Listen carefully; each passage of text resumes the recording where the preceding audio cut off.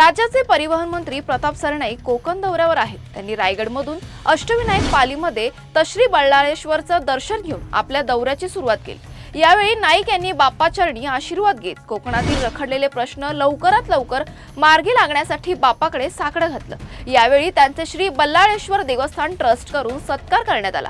यानंतर नाईक यांनी Pali Sudhagad ST bus स्थानकाची पाहणी केली। यावेळी त्यांनी 14 कोटी रुपयांचा आराखडा बस स्थानकासाठी मंजूर केला असून येत्या 3 महिन्यात हे काम सुरू होईल असं रायगडकरांना आश्वासित केलं आहे। मी आता 3 दिवसाचा कोकण दौरा आयोजित आज केला आहे आणि पालीला बल्लाळेश्वराचं दर्शन घेऊन आता सुरुवात करतोय।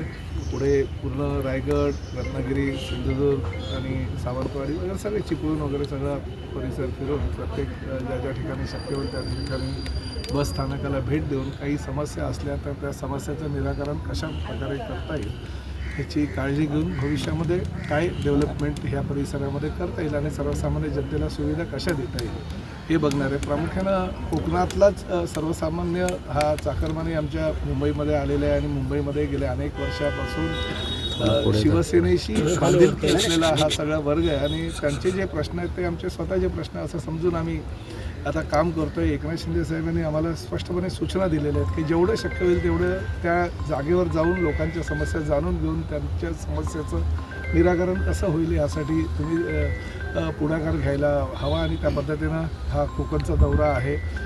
आज पाली येथे मी आलेलो असताना बऱ्याच लोकांनी ह्यापूर्वीसुद्धा तक्रारी केल्या होत्या की पालीचं हे 78 साली झालेलं हे बसस्थानक होतं, परंतु गेल्या अनेक वर्षापासून याकडे दुर्लक्ष झालं होतं। मी ताबडतोब माझ्या एसटीच्या अधिकाऱ्यांना या संदर्भात सूचना देऊन त्याचं एस्टिमेट वगैरे करायला सांगितलं होतं। ह्या अर्थसंकल्पामध्ये पूर्णतः तरतूद केलेली आणि सुमारे 14 कोटी रुपये खर्च करून एक अद्ययावत आपण बसस्थानक या ठिकाणी उभारतोय आणि पुढील